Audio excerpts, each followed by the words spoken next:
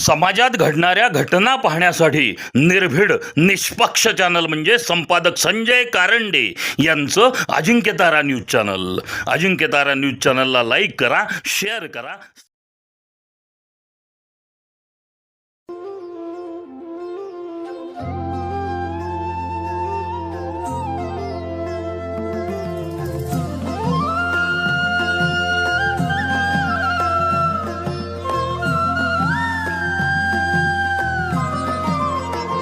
जिंकण्याचा मोह नाही, हारण्याचे भय नाही.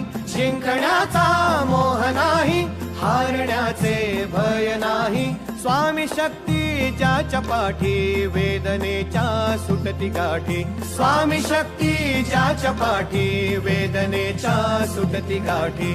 सोबतीला नाही कुणी, सोबतीला माझे स्वामी. सोबतीला नाही कुणी, सोबतीला माझे स्वामी. उन्हामध्ये सावली स्वामी, दुःखामध्ये सुख हे स्वामी. कष्टामध्ये बळ हे स्वामी, वेदनेचा अंत स्वामी. उन्हामध्ये सावली स्वामी, दुःखामध्ये सुख हे स्वामी. कष्टामध्ये बळ हे स्वामी, वेदनेचा अंत स्वामी. श्री स्वामी समर्थ, श्री स्वामी समर्थ, श्री स्वामी समर्थ, श्री स्वामी समर्थ. क्षणोक्षणी सोबत स्वामी, खरं खोटं दाखवी स्वामी. गाव आपले हे तुम्ही पाठी, जखमा माझ्या स्वामी. स्वप्न होतं, स्वप्न माझं भलं मोठं संपलं होतं. सोबत माझ्या कोणी नव्हतं अंधारात. दिसली मला एक वाट, पायी चाललो, पाय पोची अक्कलकोट. डोळ्यामध्ये पाणी, पाय अनवाणी. श्री स्वामी नाम होतं ध्यानी. दुनिया होती शानी, तुडवलं पायाने. देव माझ्या सोबत होते नेहमी आई वाणी. स्वामी गुरु माऊली, ब्रह्मांडाची सावली. परिस्थिती बदलून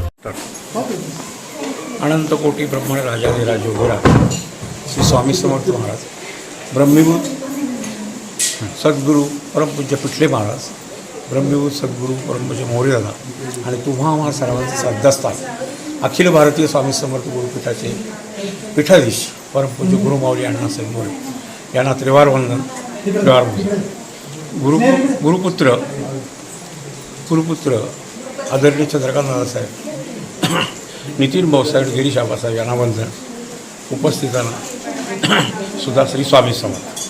हा दिंडोरी पुणे मार्गाचा वसुंधरा गार्डन, दौलतनगर, शाखा नंबर 2, साताऱ्यामध्ये दरबार पहिल्यांदा 2008 साली परमपूज्य गुरुमाऊलींच्या हस्ते भूमिपूजन स्थापन झालं.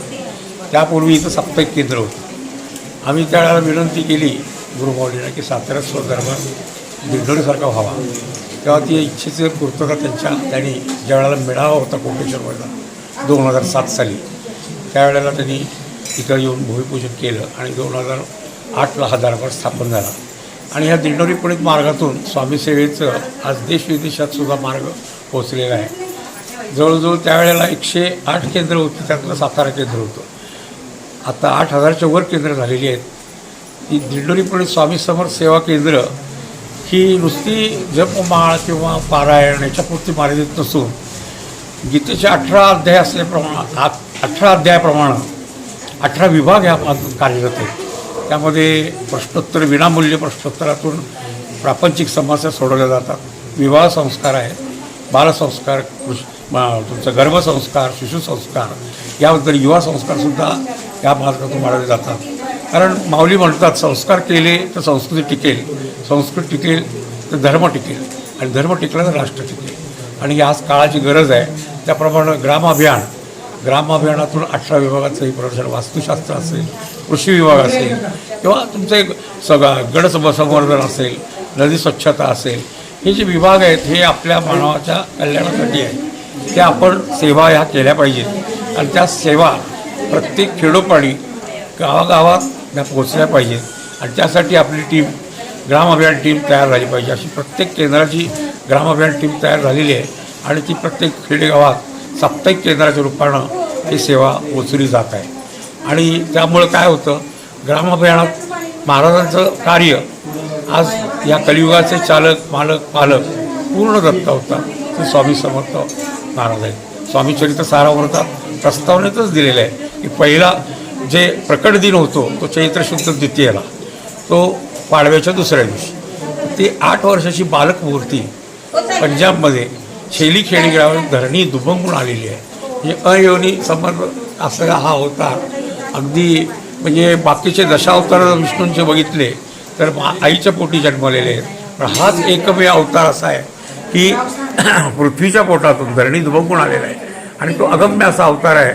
आणि त्यामुळं त्यांनी अक्कलकोटला जरी समाधी घेतली असं ती लौकिक अर्थ घेतलेली आहे आणि त्यांनी सांगितले हम गया नाही जिंदा आहे का, तर ते अजूनही दत्तरूपात कार्यरत आहेत आणि दत्तावतार चिरंजीव आहे. तसं पाहिलं तर 1949 पासून हे कार्यरत चालू आहे आणि अजूनही चालू आहे. त्यांनी पहिला आविष्कार घेतला दत्त महाराजांनी, तो पिठापूरला श्रीपाद श्रीवल्लभ. त्यानंतर घेतला 150 वर्ष कार्य केल्यावर पुरोपूरला कृष्णा नदीमध्ये तो अवतार समाप्त करून, अवतार समाप्त म्हणजे वस्त्र बदलली. दुसरा आविष्कार घेतला तो श्री नरसिंह सरस्वती, तो अमरावतीजवळ कारंजामध्ये. आणि कारंजातून जे पदभ्रांती करत आले ते श्री क्षेत्र नरसोबावाडी. श्री क्षेत्र नरसोबावाडी येथे कार्यरत असताना सद्गुरू पिठले महाराजांना स्वामींनी एकमेव शिष्य केलं आणि त्यांची दीक्षा घेतली. पंचगंगा आणि कृष्णा नदीच्या काठावर ते स्थान आहे. आणि तिथून परत नरसिंह सरस्वती महाराज औदुंबर स्थान निर्माण करून गाणगापूरला गेले आणि गाणगापूरला स्थायिक असताना त्यांनी गुरुचरित्र जे लिहिलं गेलं ते गाणगापुरात लिहिलं गेलं. पण बाकीची बिळेंच्या राजवट म्हणजे मुस्लिम राजवट आपल्या भाविकाला त्रास देईल म्हणून त्यांनी कर्दळीवणी गुप्त झाले आणि कर्दळीवनातून जेव्हा पुन्हा प्रकट होणं आलं त्यावेळेला ते अक्कलकोट स्वामी मूळ रूपात प्रकटले. ते कोकण, मुंबई, कोकण प्रांत करत करत त्यांनी संपूर्ण भाग काही करत सोलापूर मोहोळ करत अक्कलकोटला आले. त्या अक्कलकोटचं नाव प्रज्ञापूर होतं. सगळा अंधकार होता तिथे. तर तिथे येऊन सगळ्या सेवा कशा करायच्या, हिंदू धर्माची पताका त्यांनी त्यावेळेला प्रत्येक माणसाला माहीत नव्हतं कुलदेवी कुठली, कुलदैवत कुठली.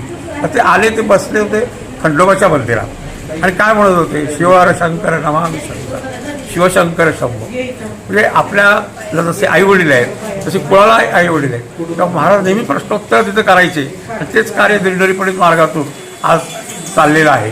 ते प्रत्येक केंद्रात परमपूज्य गुरुमाऊली दिंडोरीत करतात.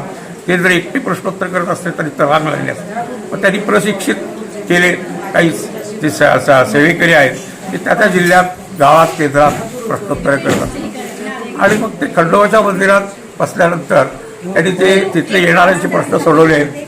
कुलदेवी, कुलदैवत ह्या आधी त्यावेळेला महाराजांनी सांगितलं तुम्ही कुलदेवीच्याकडे जाऊ द्या. कारण कुलाचारच विसरल्यामुळं समस्या निर्माण झाल्या आणि अजूनही आपल्याला त्या समस्या भेडसावतात. त्या समस्येवर लिखित स्वरूपात प्रश्नोत्तर, विनामूल्य प्रश्नोत्तरातून या मार्गातून मार्गदर्शन केलं. विवाह संस्कार प्रतिनिधी आहेत, बालसंस्कार प्रतिनिधी आहेत. आज जवळजवळ 20 ते 25 लाखापर्यंत विवाह नोंदी झालेली आहे. नरसोबावाडी क्षेत्र दत्तधाम, गाणगापूर दत्तधाम, पिठापूर दत्तधाम आणि तुमचं पुरोपूर दत्तधाम आणि श्री क्षेत्र त्र्यंबकेश्वर इथे गुरुपीठ, तिथे मोठ्या प्रमाणावर कार्य चाललेलं आहे. आणि ह्या कार्याचा वेग एवढा वाढलेला आहे की सद्गुरू मोरेगावचं स्वप्न होतं की या सर्व केंद्राचं एक विद्यापीठ म्हणजे गुरुपीठ व्हावं. त्याप्रमाणे 1-1 रुपयाचा वर्गणी करून ह्या सर्व सेवेकरांच्या, भाविकांच्या 1-1 रुपयातून गुरुपीठ उभारलं त्र्यंबकेश्वरला. तिथे अष्टसिद्ध शक्तीपीठ झालं आणि अष्टसिद्ध शक्तीपीठ आल्यानंतर ते स्वप्न गुरुमाऊलींनी पूर्ण केलं. परंतु आता गुरुमाऊलीचं स्वप्न आहे सद्गुरू मोरेगाव चॅरिटेबल हॉस्पिटल की जिथं मोफत आपल्या पेशंटना गंभीर आजारावर किंवा सवलतीच्या दरात उपाययोजना करायची. त्यासाठी सद्गुरू मोरेगाव चॅरिटेबल हॉस्पिटल हे निर्माण होतं आहे. आणि त्यासाठी सुद्धा 1-1 रुपया म्हणजे कसं आहे, प्रत्येक घरात 5 माणसाचं कुटुंब असेल तर प्रत्येक 1 रुपयाप्रमाणे 5 रुपये झाले. महिन्याचे किती झाले, 150 रुपये झाले. पण 151 रुपये ऑनलाईन तुम्ही एक त्या लिंक दिलेली आहे त्याच्यावर क्लिक केले तर त्या तुमच्या बँक अकाउंटमधून सद्गुरू मोरेगाव चॅरिटेबल हॉस्पिटलला जमा होतात. आणि हे सत्पात्री दान आहे. अन्नदान असो किंवा हॉस्पिटलच्यासाठी मदत असो किंवा तुमच्या या बाकीच्या ज्या काही आपण गुरुदक्षिणा म्हणून जमा करतो त्यातूनच हे संपूर्ण गुरुपीठ आणि हॉस्पिटल आणि दत्तधाम ही उभारली आहेत. आणि मातृतीर्थसुद्धा तिथं उभारलेले आहे. हा विश्वात अगदी अगम्य असा मोठा गुरुपीठाचा आणि दत्तधामाचा आविष्कार या स्वामीसमर्थ सेवेतून उभा राहिलेला आहे. आणि भाविकांना त्यांचे प्रश्न सुटलेत, त्यांचे प्रश्न विनामूल्य मार्गदर्शन सुटलेत. त्यामुळे इकडे ओघ वाढलेला आहे. दिंडोरी महाराज झालेली सेवा मी महाराज माऊलीची चरणी अर्पण करतो आणि इथेच थांबतो. श्री स्वामी समर्थ. स्वयंरोजगार एक विभाग आहे, त्यातून तयार झालेली ही सगळी सामग्री असते आणि त्यांच्या अध्ययनानं आशीर्वादानं परमपूज्य गुरुमानांच्या आशीर्वादानं हे कार्य चालू असतं. ते आज 10:30ची आरती झाली. 10:30ची नैवेद्य आरती असती. त्या आरतीला 6 नैवेद्य असतात. त्यावेळेला सुद्धा आदरणीय कंगळाकर सर ज्यांच्या सौजन्यानं हा दरबार झाला, त्यांच्या सौजन्यानं मनशांती इथेही दरबार झालेला आहे. तर त्याप्रमाणे या भाविकांची सोय झाली. साताऱ्यात प्रथमच त्यांच्यामुळे हे दरबार स्थापित झालेला आहे. कारण पूर्वी फक्त आम्ही फोटो ठेवून पूजा करायचो मुतालिकाचे दत्त मंदिर आणि नामदेव मंदिरमध्ये. आता तिथं गावात सुद्धा फुटक्या तळाजवळ केंद्र झालेलं आहे. ही शाखा नंबर 1 आहे, ही शाखा नंबर 2 आहे. आणि हे जनकल्याणाचं काम फार मोठ्या यशेने चालू आहे. संध्याकाळी 6:30ला आरती असते. 6:30च्या आरतीनंतर काही उद्बोधक असं मार्गदर्शन भाविकांना केलं जातं. दुसरी गोष्ट, स्वामी सेवा अंक या मार्गाने काढलेले आहेत, दिनदर्शिका काढलेल्या आहेत. दिनदर्शिका प्रत्येक पाडावर आध्यात्मिक माहिती आहे. आणि स्वामी सेवा अंकातून सुद्धा हे 4 वेद जे आहेत ते आपल्या गुरुपीठावर आहेत. मग वेद वाचायला आपल्याला वेदातला अभ्यास करायला वेळ नाही. समयदान माऊली म्हणतात, समयदान दिलं पाहिजे. त्या पद्धतीनं सोप्या भाषेत स्वामी सेवा धर्म अंकातून माहिती दिली जाते. माऊलींचं हिदगुज दर 4थ्या शनिवारी जिथं हिदगुज असतं, त्या हिदगुजातून बरेचसे प्रश्न सुटण्यासारखी, आजार बरे होण्यासारखी औषधं, आज सप्तरंगी काढण्यासारखी औषधं आहेत कॅन्सरसारख्या मोठ्या आजारावर, किंवा डायबिटीससारख्या प्रमेय काढा आहे. अशी जी औषधं आहेत की अगदी सगळीकडं आज त्याची गुण येत आहेत लोकांना. त्यामुळं या मार्गाकडं भाविकांची ओढ लागलेली आहे. आणि इथं प्रत्येक त्रिकाळ आरतीला एकदा तरी आरती हजर असतात. गुरुवारी फार गर्दी असते, कारण गुरुवार हा दत्त महाराजांचा वार आहे. आणि गुरुवारी लोकांच्या भावना अशा झालेल्या आहेत की परमपूज्य गुरुमाऊलींच्या हस्ते इथं भूमिपूजन झाल्यामुळं इथे असे अनुभव येतात. म्हणून आम्ही इथे येतो. परगावचे लोक सुद्धा येतात. हे सगळं सांगण्यासारखं म्हणजे वाकडण्यासारखंच आहे. श्री स्वामी समर्थ.